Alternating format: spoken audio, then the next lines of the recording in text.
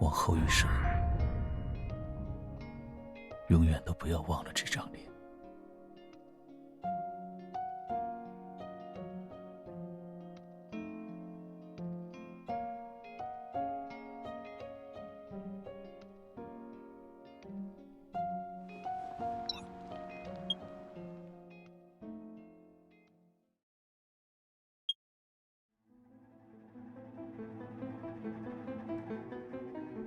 同样的话，我们不想再说第3次。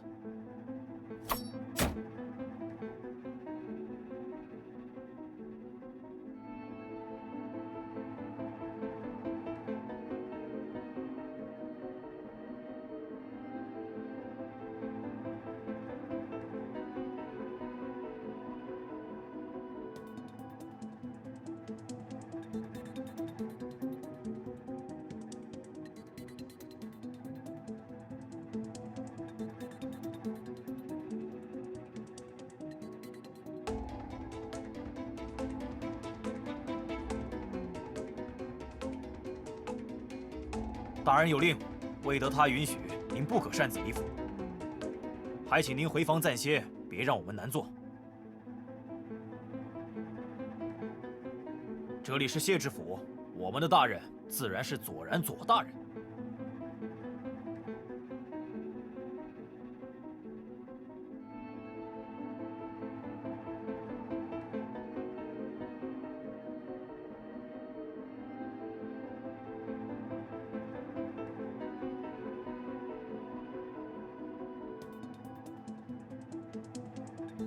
圣上怪罪，文华府的事闹得满城皆知。事到如今，小姐就不要装糊涂了。何事？小姐不清楚吗？哼！总之，左大人做事自有他的道理，断然不会无缘无故地关押一个人。我劝您还是老老实实的在房间里待着吧。倘若再节外生枝，对您可没有好处。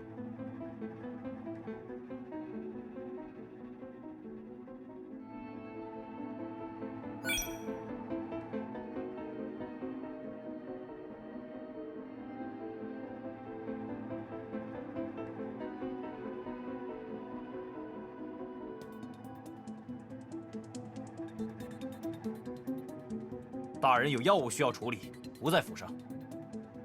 待到大人回府，我们自会进行通禀。至于见不见，那就得看大人的意思了。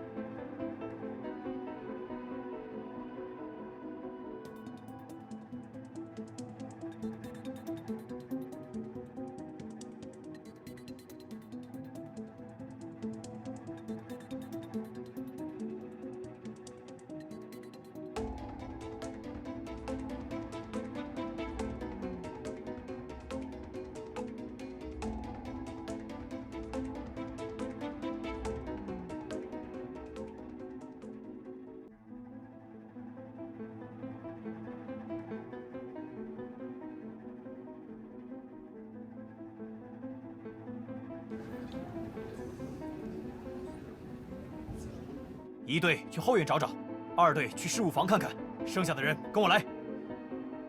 他刚走没多久，今晚务必要将他找出来。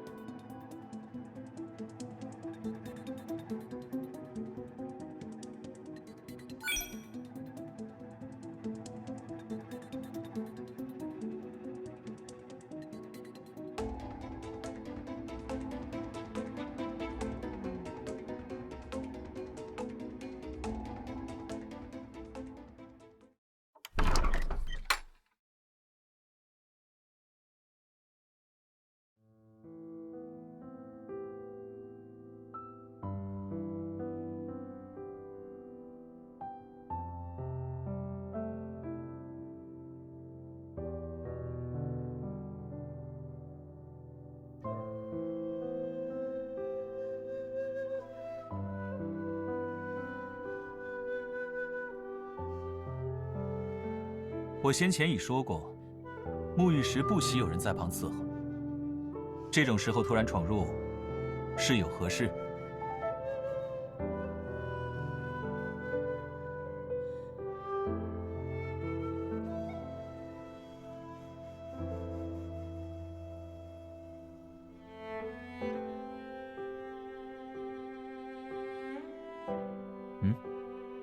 为何不说话？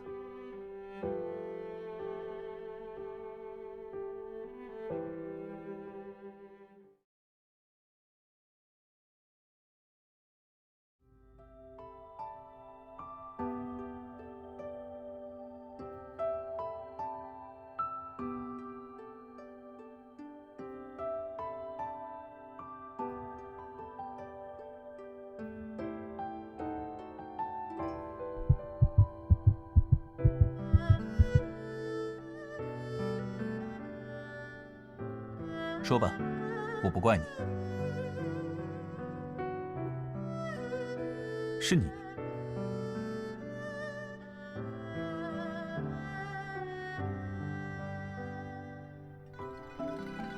今日回来的晚，本想明日再去找你，没想到你居然自己跑来了。身体怎样？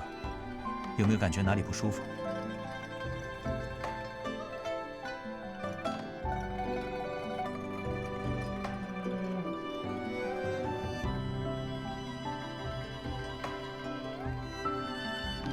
寿宴刚刚开始。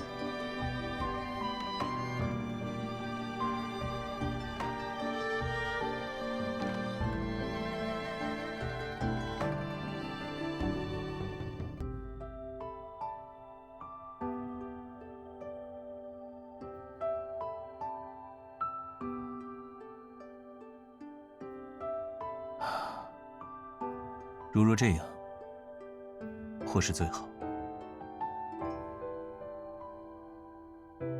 我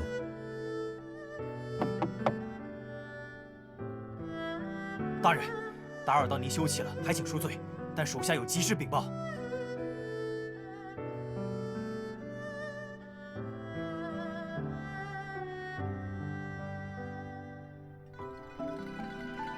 你是自己偷溜出来的？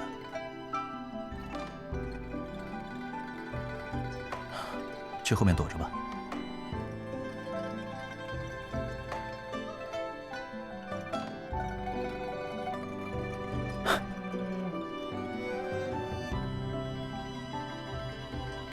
你眼里就只有那盆洗澡水？看到角落里的床榻了吗？躲进去拉上帘子，别被发现了。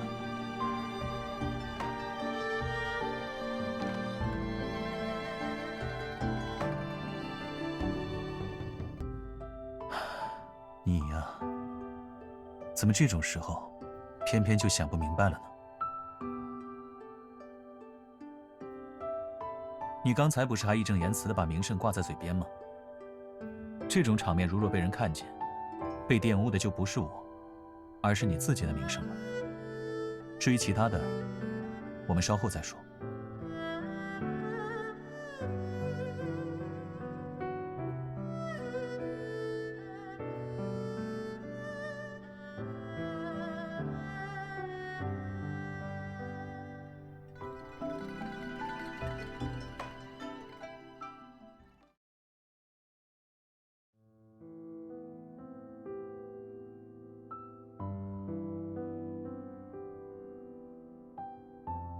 大人，小姐不见了。她今日好几次想出府，都被我们拦住了。属下担心她会不会是趁着夜色偷偷溜走了。这要是被外头的人瞧见，恐怕会生出事端。不必惊慌，兴许她只是觉得屋里乏闷，出去走走。你们守好出口即可。如果1个时辰后还见不到人，我自会派人去处理。是，属下遵命。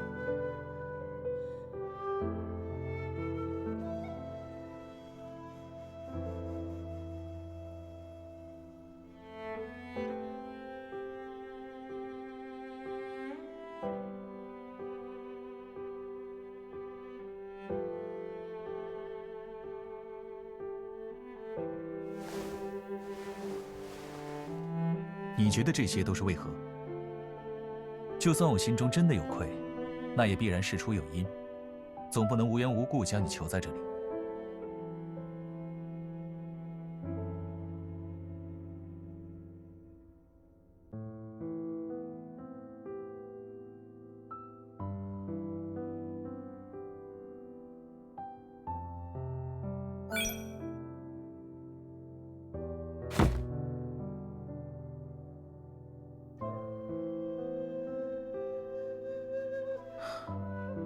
这种话也只有你敢说了，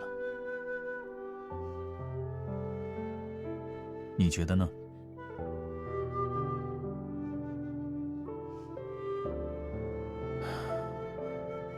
我本还有所怀疑，不过现下看来，你当真是什么都不记得了。你之前说今日是你父亲的寿辰。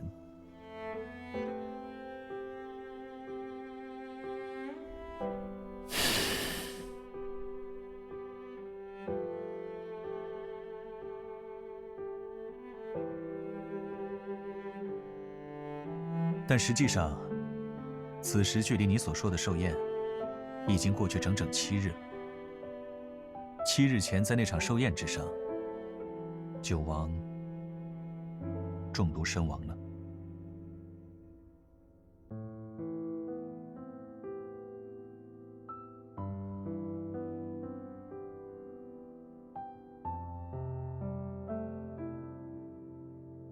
九王毒发后，你父亲亲口承认是因不满其嚣张跋扈，遂而下毒在酒水之中，强迫他饮下。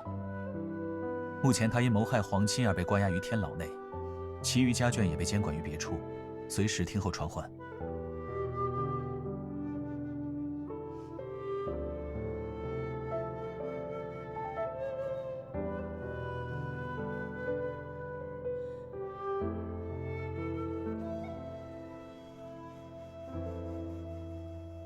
之所以留你一人，是因为你是特殊的。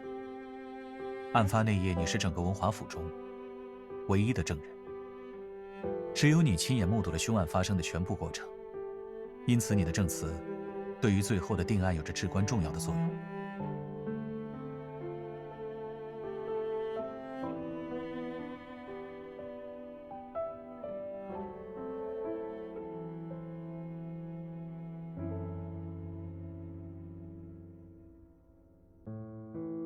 或是如此，那日你被牵连进了你父亲与九王的纷争之中，混乱之下你撞伤了头，之后就一直处于昏迷之中。圣上已将此案全权交由我处理。为了保证你的安全，也为了及早获得你的证词，我才命人先将你接至府中照料，直至恢复意识。事出突然，不得已出此下策，若有冒犯之处，还望见谅。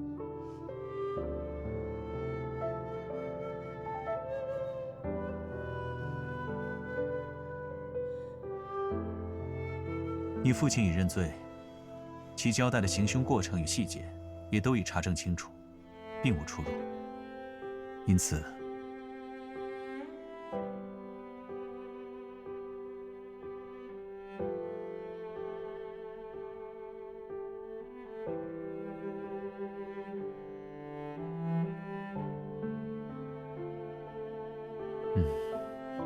其实此案也并非毫无转机。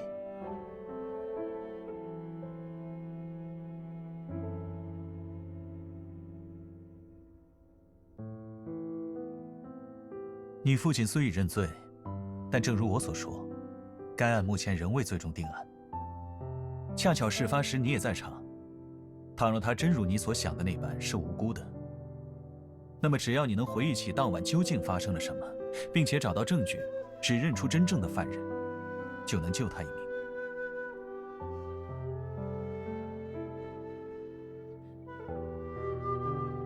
先别高兴得太早。若你当真决定如此行事，那也需做好另一种准备，失败的准备。因为真相未必会完全如你所愿。若你找回了记忆，更加佐证了你父亲的说法，那么便是你将他向死路上又推了一把。如何？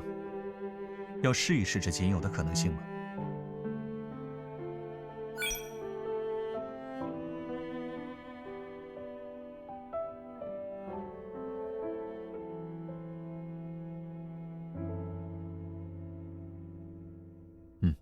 没错。既已决定，那我们接下来就到文华府中去探查一番。没错，勾起记忆最快的方法，便是故地重游。而眼下，现在出发的话，正好可以赶上案发当日的时辰。你先回房，我命人备车马。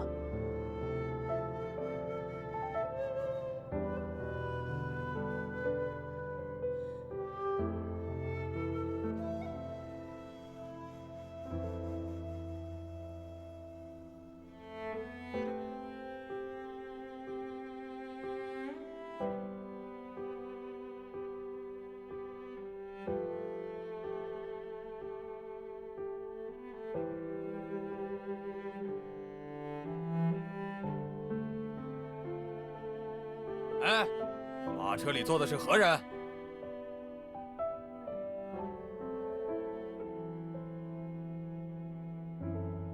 莫要出声。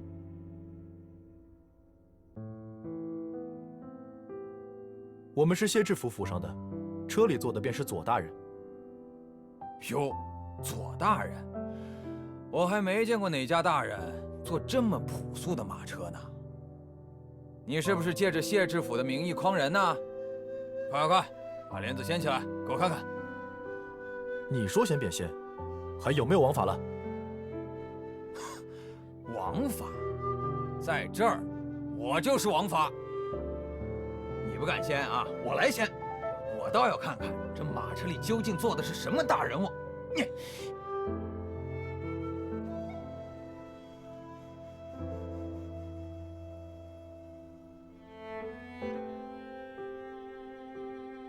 别动，忍耐一下，待我支开他，便放开你。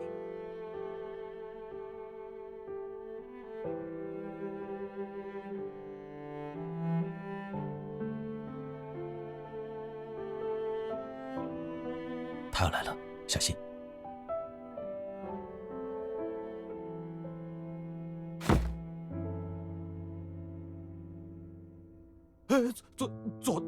左大人，下官该死，冒犯左大人了。无碍，起来吧。这么晚了，大人您是要去哪儿办差呀？不知有没有属下能帮上忙的？不必，我只是去一趟文华府而已。文华府？可是为了九王案。可这九王案不是早已定案了吗？就差一道圣旨处决。你还管谢知府的事？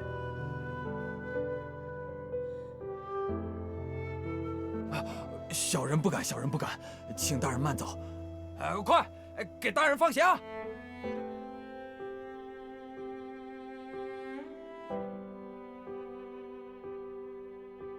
方才多有冒犯，还望见谅。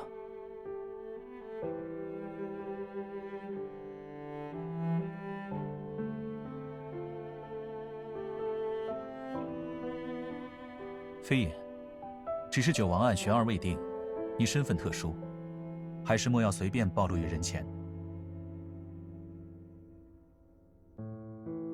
他什么都没说。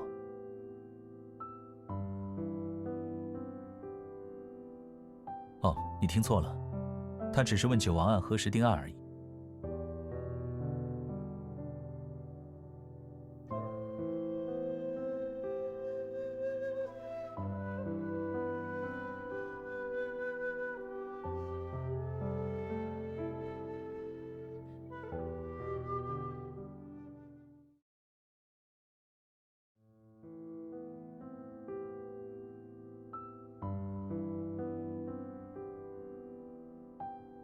莫要担心，所有的事情都会得到妥善的处理。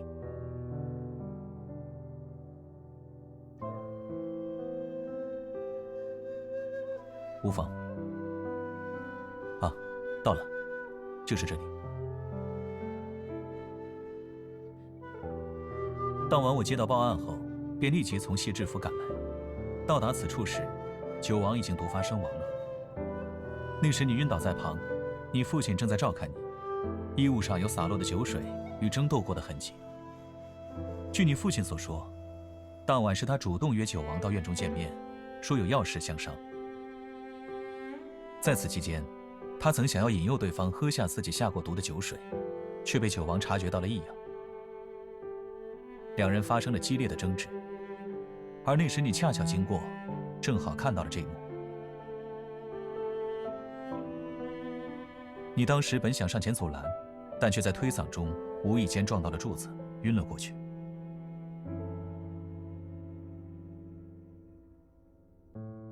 你的晕倒反而为你的父亲争取到了时间，趁着九王未做反应的间隙，他压制住九王，并强行灌下了毒酒。很快，九王便毒发身亡了。这些，就是事情的全貌。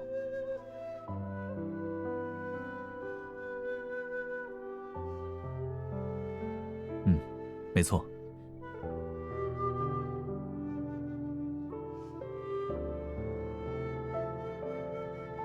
想起什么了吗？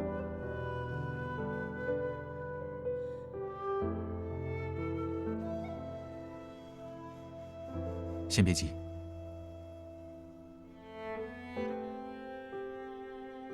杯酒。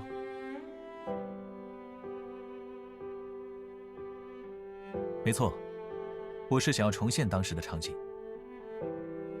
如若这样无法勾起你的记忆，那或许身临其境会更有效果。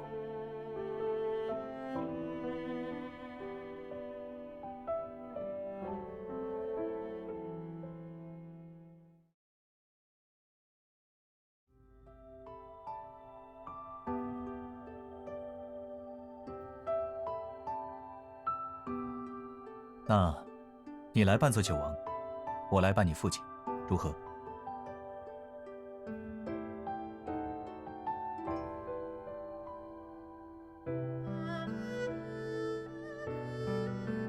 自然是请王爷品酒的，今日是在下的寿宴，王爷可不能推脱。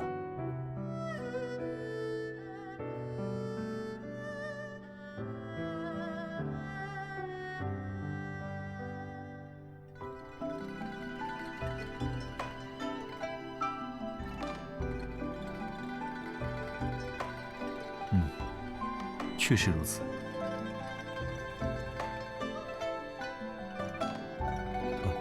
不对吗？你父亲只说劝酒时被九王发现了端倪，两人便起了争执，但具体过程并没有细说。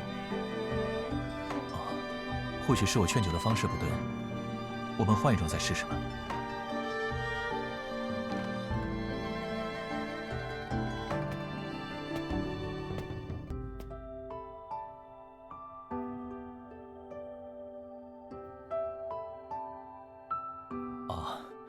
自然是请王爷品酒的，今日是在下的寿宴，王爷可不能推脱。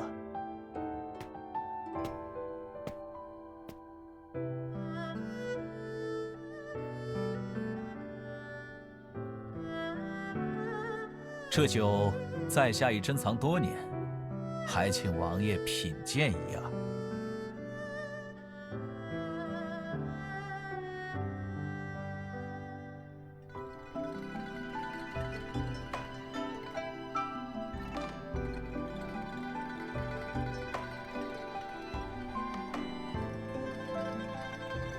不必如此，麻烦用我手里的杯子便是。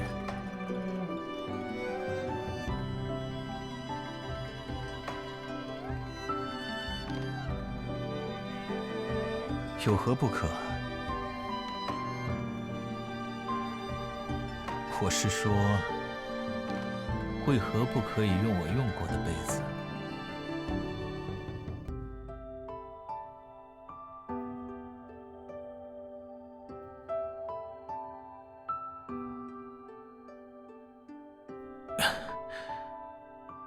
为什么要拒绝我？别拒绝我，我真的……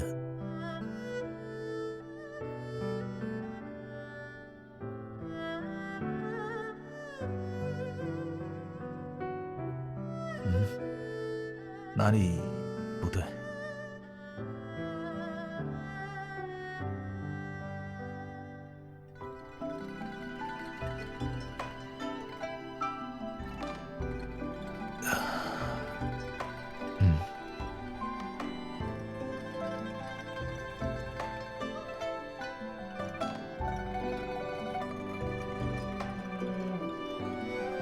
抱歉，我可能有些醉了。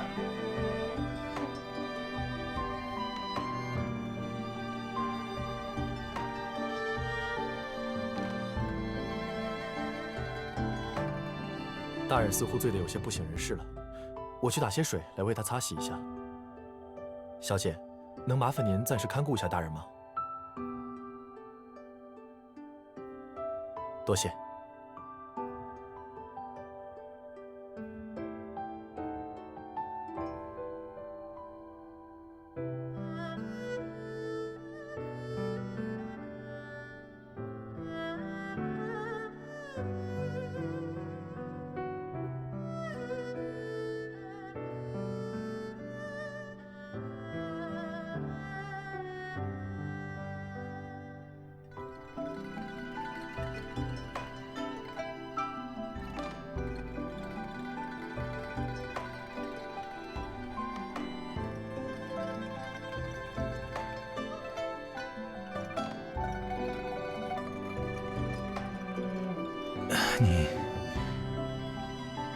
你去哪儿？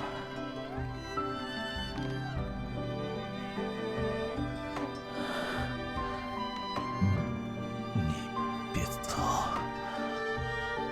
不许你走。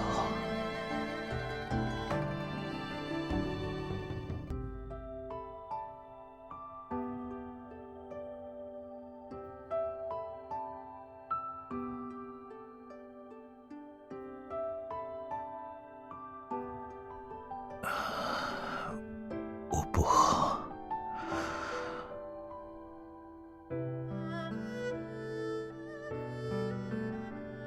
我不是，我只是，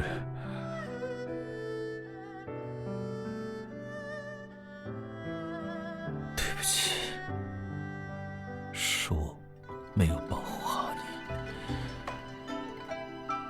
那天，如果我再早些，不，甚至在那之前，如果我早一点说出我的心意，也许今天你我之间就不会是这样的结局了。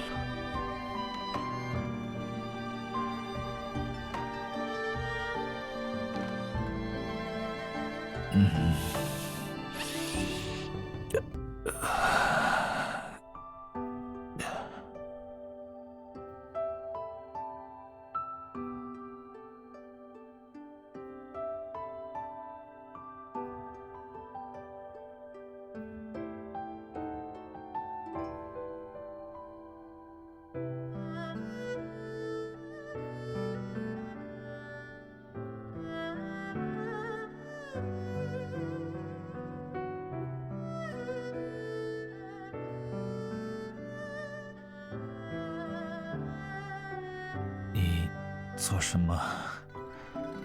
是要对我动手吗？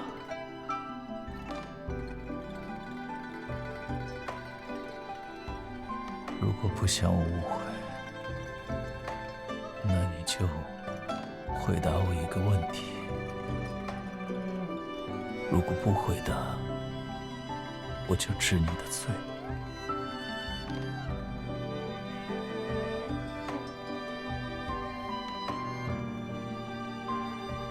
如果是你会喜欢怎样的人？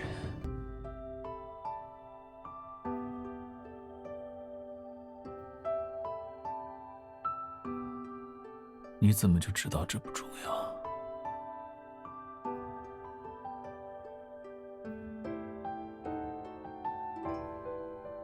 我问清楚，总会觉得有些不甘。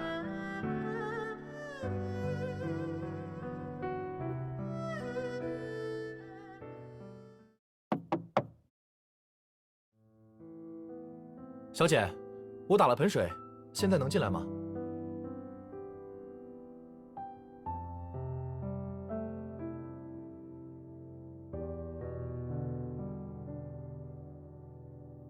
大人也真是的，明明我们也同他说过好几次，既然不胜酒力，就少喝些。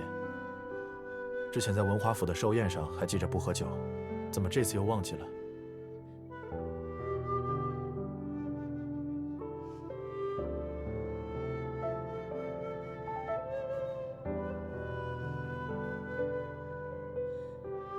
是啊，而且很早就启程了，说是那天有很重要的事情。没去过，不可能，那天可是我亲自送大人到府上的。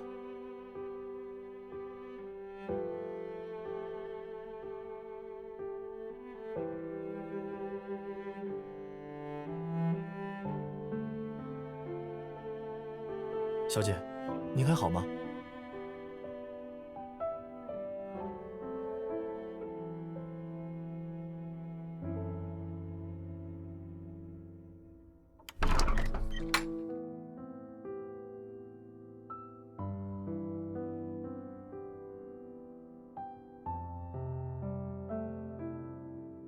大人，刚才已经按照您吩咐的说了。做得很好。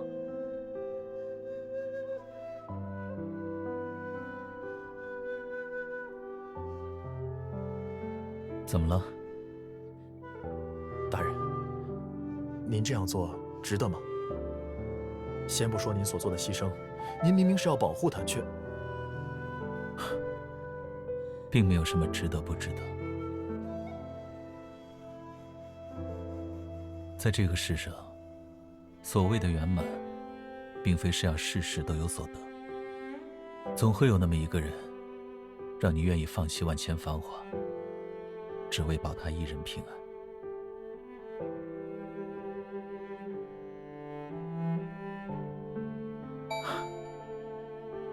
也有蔓草，零露团兮，有美一人，清扬惋惜。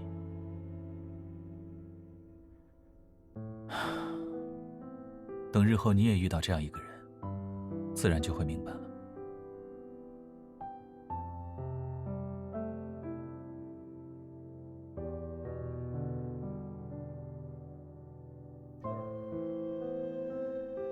大人，明日就是您与圣上约定的最后时限了。我知道，明日一切皆会结束。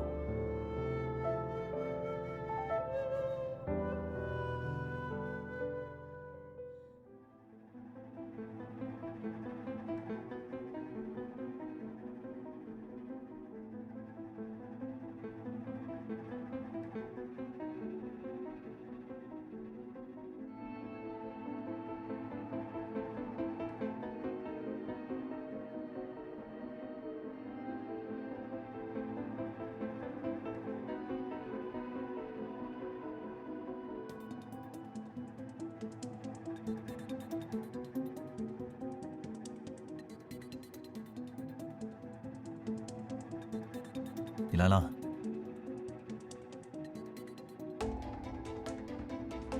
是今日早朝的事，有人向圣上进言，要求尽快将九王案定案，并严肃处理凶手。想救你父亲，我们恐怕得加快调查进度了。什么？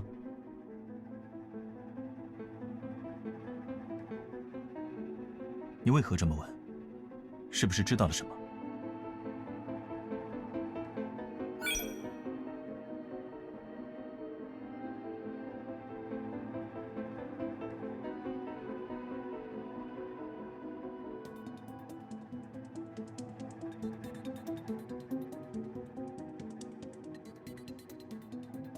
大人，前庭有急事，还请您赶紧过去处理。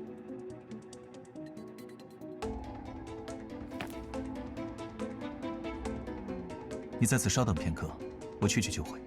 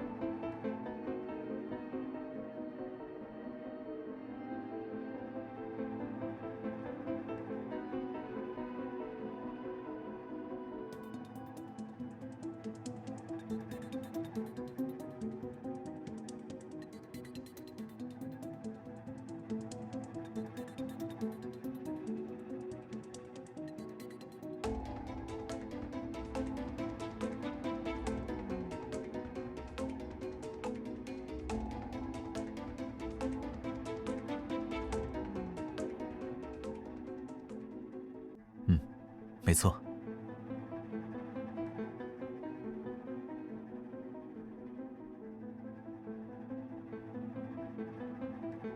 是啊，而且很早就启程了，说是那天有很重要的事情。圣上怪罪，文华府的事闹得满城皆知。事到如今，小姐就不要装糊涂了。文华府可是为了九王案，可这九王案不是早已定案了吗？就差一道圣旨处决。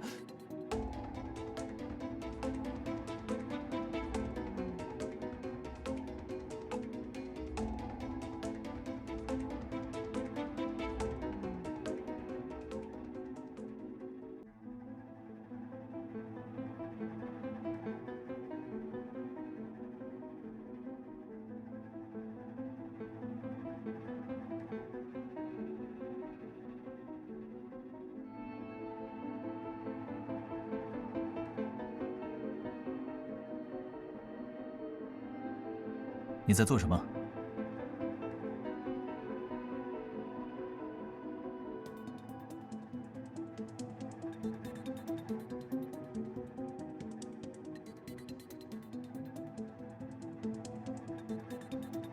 你都看见了什么？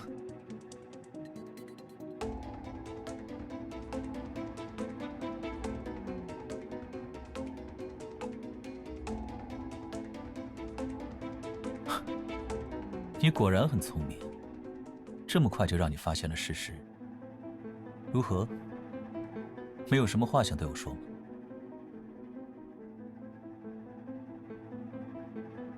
不是？你怎么知道我不是这样的人？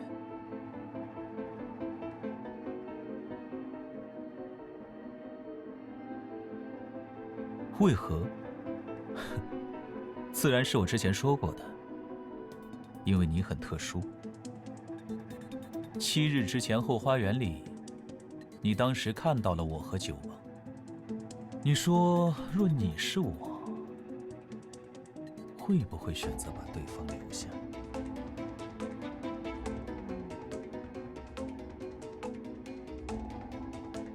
告发我？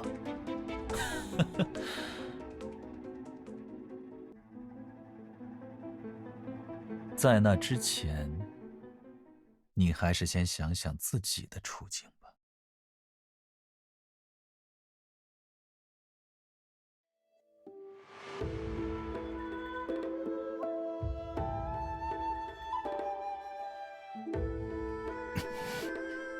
如何？现在看清楚了吗？即便你已知道是我，又能把我怎么样？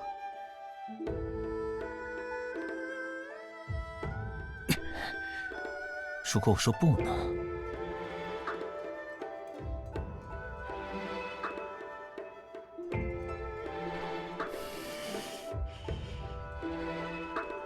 你逃不掉的。如今你父亲身处天牢，家眷被监管别处，只要你不离开这谢知府，这天下便无人会知道真相。而我是不会放你离开的。我要你以后只能永远地待在我身边。我想要这件事到此为止，不要再继续了，一切该结束了。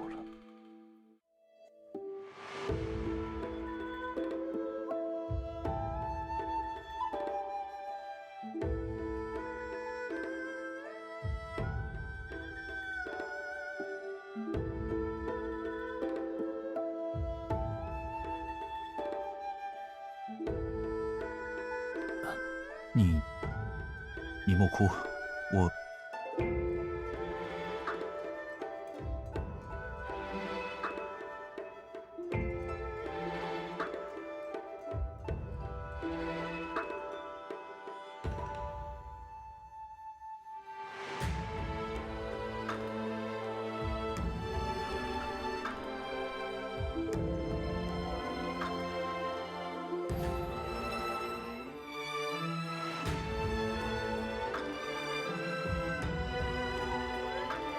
看着我，往后一生，永远都不要忘了这张脸。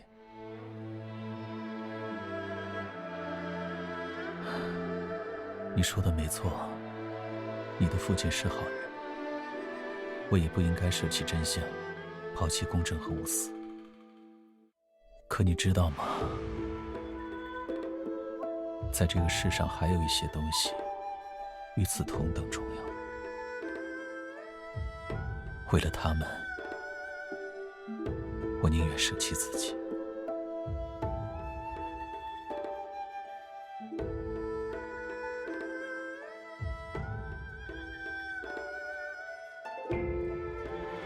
我答应你，待到日出之时，你的噩梦便会结束。这之后，你恨我也好，怨我也罢，一定要好好的活着。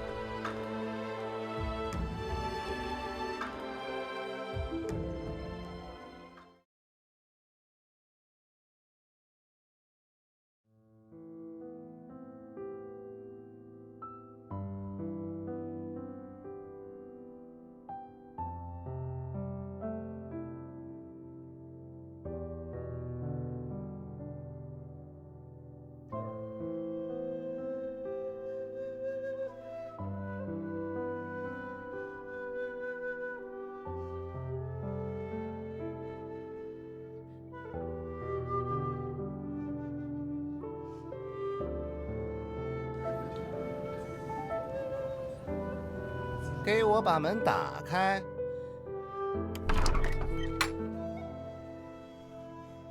你便是文华府的那位小姐？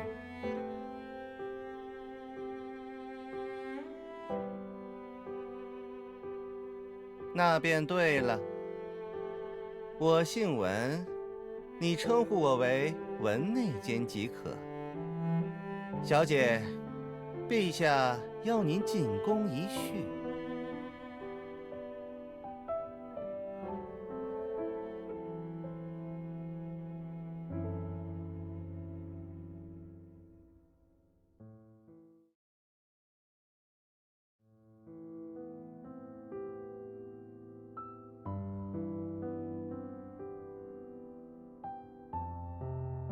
陛下，您这是何意？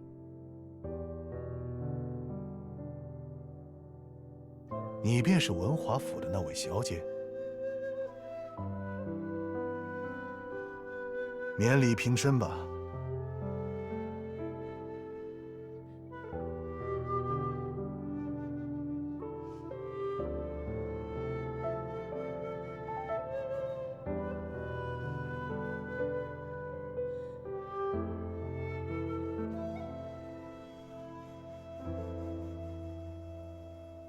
你可知，朕为何深夜叫你前来啊？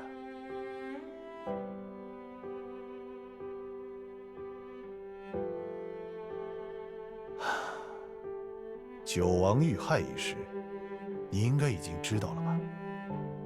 关于你父亲，你就没什么想对朕说的吗？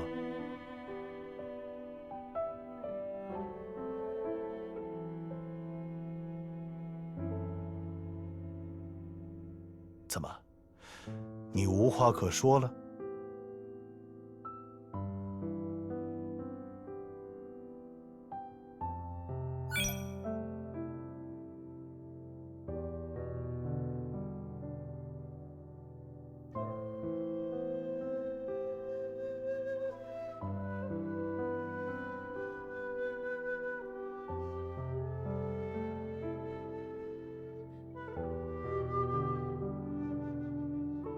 左然，你便是这样找到方法的？用你来替换他的父亲，这李代桃僵之计，倒是当真有趣的很。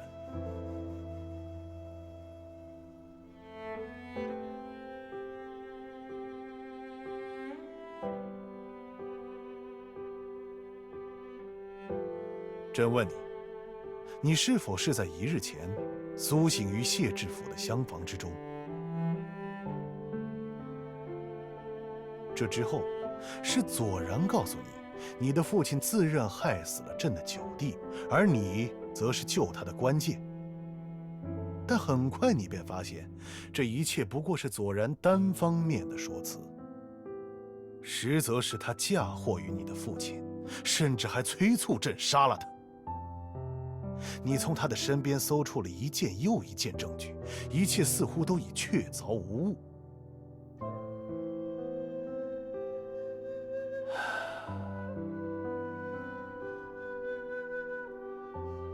寿宴当日之事，你是否还记得？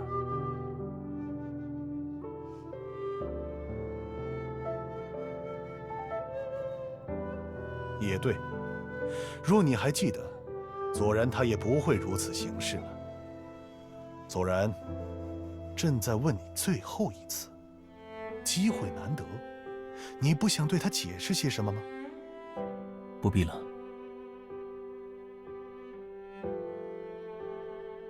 事已至此，您要的不过是一个凶手。说再多也无益于事，就不必再做多余之事了。好一个多余之事！既然你不愿意说，那便由朕来说。哼，你当真觉得此事是左然所为吗？你是否想过，你的父亲为何会自认罪名？还有那些证据，他们来得这样容易，你就从来没有怀疑过吗？什么意思？那朕再问的明白一点，朕的九弟再嚣张跋扈，他依旧是皇室宗亲，一人之下，万人之上。你当真觉得他是什么人都杀得了的吗？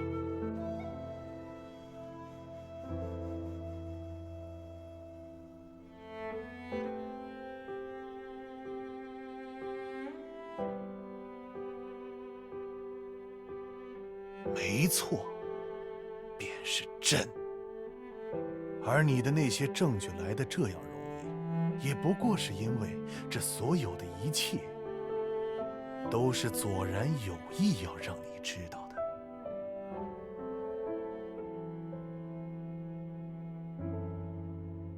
那日，是朕在九弟进宫时所喝的酒水中下了毒药。按照推算的时间，他本该莫名暴毙于自己的府上，但朕没有想到，他出宫后却径直去了文华府，还在宴席上对你起了歹意。是你同他起了冲突，推搡之间，他便死在了你的手上。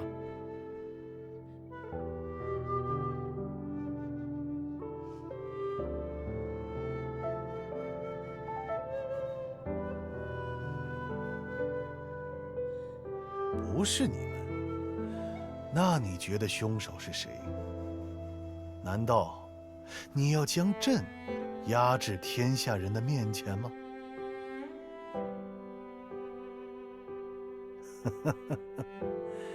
所以，你明白了吧？若按照当日后花园中的场景，本该被指认为凶手的人，其实是你。而今时今日的种种，只是为了……没错。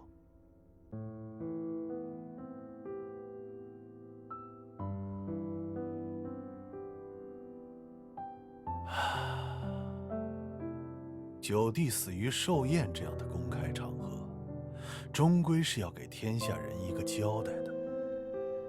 为了保护你，也为了保护整个文华府，你的父亲主动担下了罪责，自愿入了天牢。此事本能就此了结，但是那日同样目睹一切的左然拦下了朕的最后一道圣旨。他不能接受牺牲无辜之人，更不想你醒来后因连累了自己的父亲而伤心难过。于是，他向朕求了9日的期限，声称会找到一个更合理的方法，而今日便是最后一天了。在你来到这行宫之前，左然向朕请求，以自己替换你的父亲。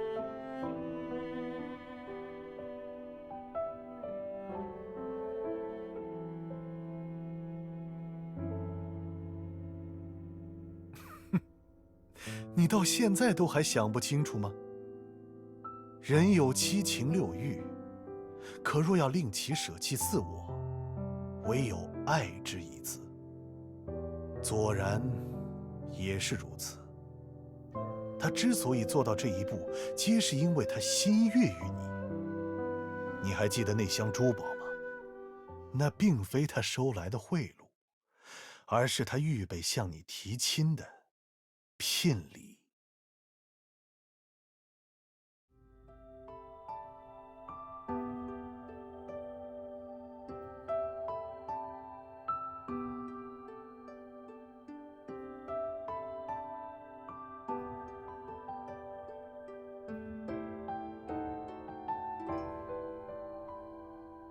我答应你，待到日出之时，你的噩梦便会结束。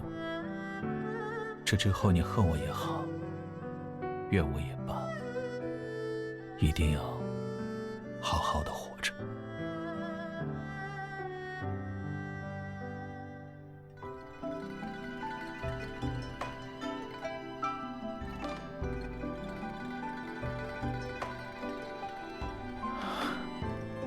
傻瓜。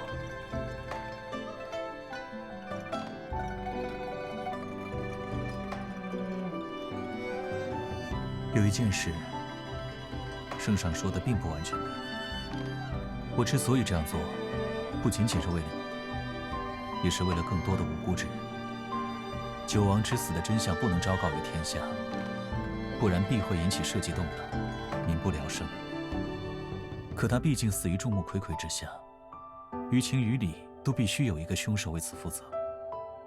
如此情形，任何人成为这个凶手都何其无辜。遑论是你与你的父亲。这9日的期限，本就是个无解的死局。想要找到一个不必牺牲他人便能解决一切的方法，根本就是痴心妄想。因此，我宁愿牺牲我一人，来换取你与天下更多无辜之人的自由。这是我为臣的责任，亦是我为人的底线与坚持。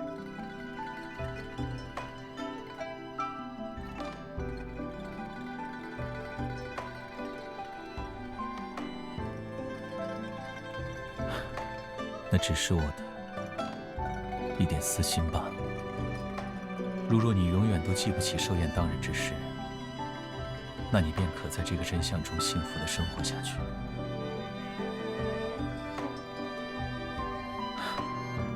若真有那一日，当那时一切都已尘埃落定，在日后悠然而漫长的岁月中，或许凭着这一点，你还能偶尔记起我。不求长久，但求一瞬。对我来说，那已是最大的幸福了。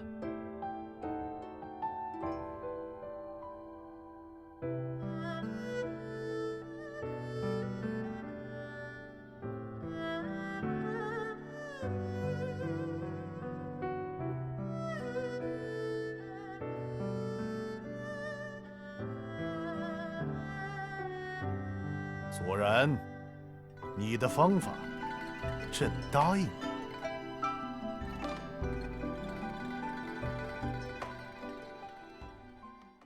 左然，你的方法，朕答应了吗？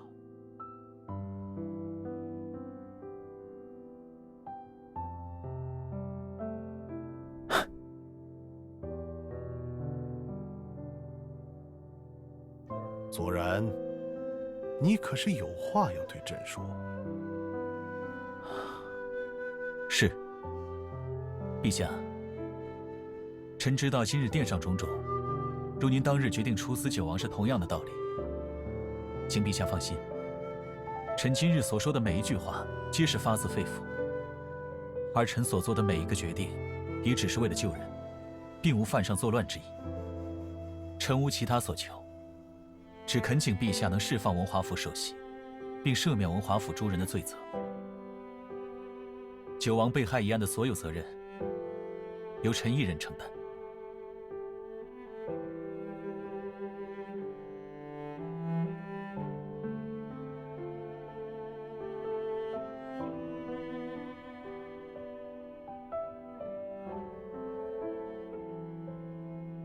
左然，你恨朕吗？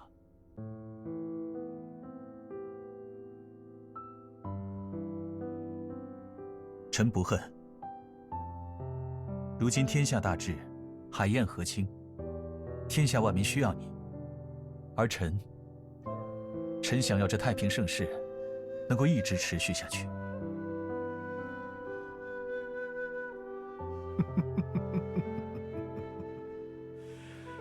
好一个天下万民需要朕！那你呢？你恨朕吗？你接受这样的结果吗？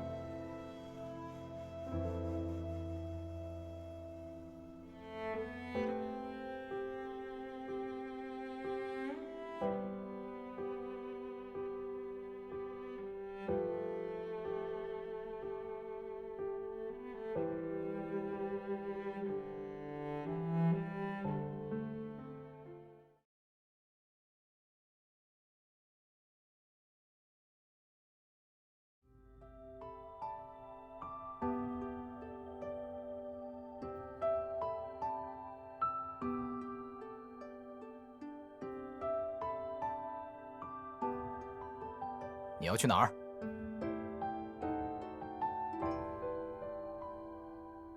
你先回去，我去找大夫来。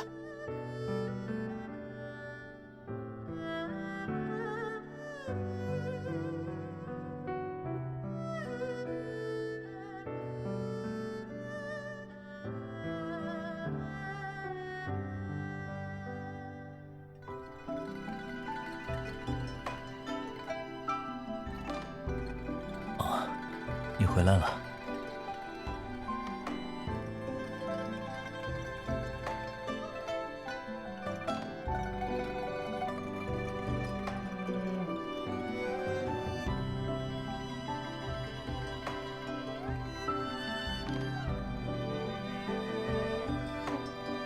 力道这么轻，可擦不了汗。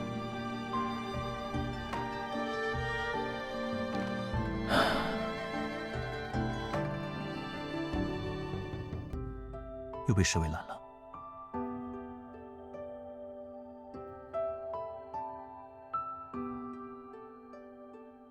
他们也是奉命办差，况且我的症状并不严重，休息一下便会好了。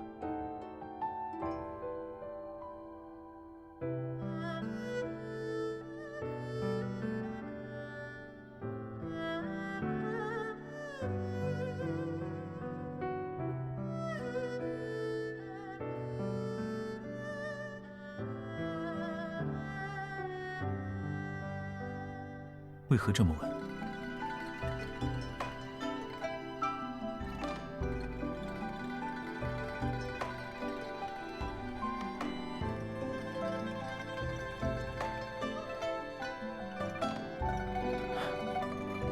我是如此，难道你就不是吗？他人的言论不过是身外之物，他们就像是随处可见的落叶，风一吹便消失不见了。所以比起他们，我更在乎那些至关重要的东西，比如此时此刻正陪伴在我身边的你，比如这往后的漫漫余生。这对我来说，就已经是最大的自由和幸福了。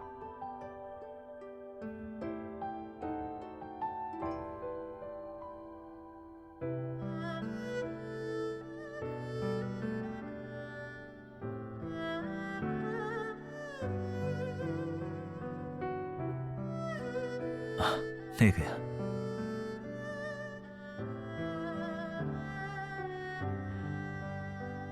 那是某一年的春日宴上，我独自一人漫步于林间，有一位着青衣的少女自路的另一头而来，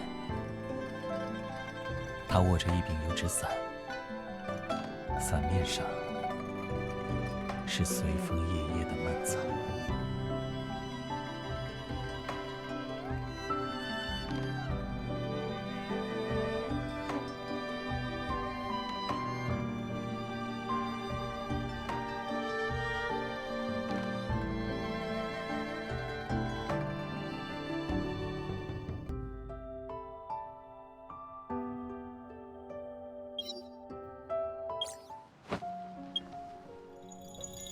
在谢知府时总是忙于公务，无暇赏景。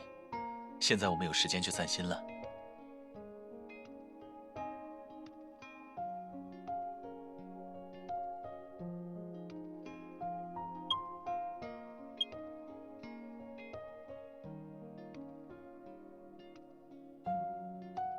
怎么了？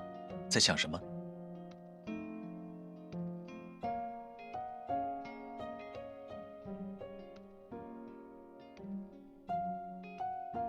你是说我刚沐浴完准备更衣，却被你撞见的那一次？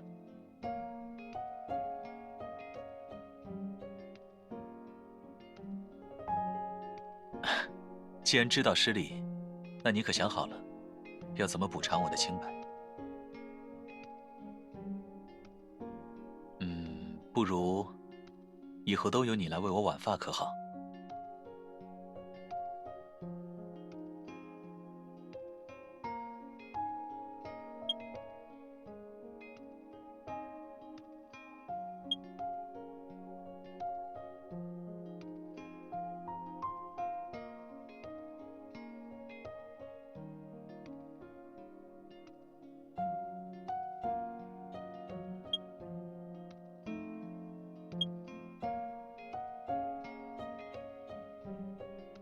我可以自己来，这些小事，我不想劳烦你。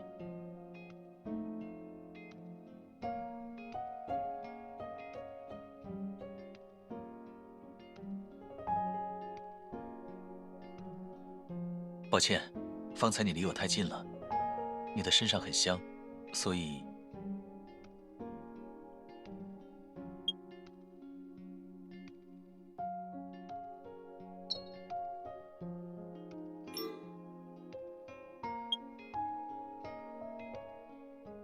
还还记得在京城时，我准备提亲用的那箱珠宝吗？如今没有机会前往文华府提亲，所以我打算将其中的一部分亲自送给你。啊，这些宝物是我精心挑选的，不知你会不会喜欢？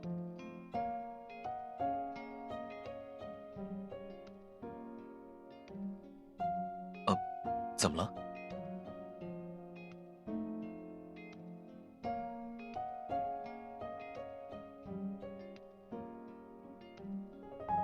果然什么都瞒不过你。这枚玉镯名唤美人镯，是我的家传之物。美人镯寓意佳偶天成，只可赠给最心爱的女子。家父向家母求亲时，也曾将这枚玉镯赠予她。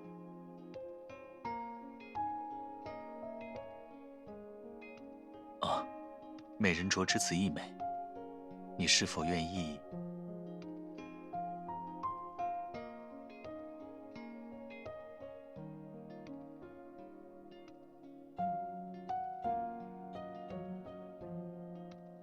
好，不摘下来。能与你在山野间相伴此生，已是我最大的幸福。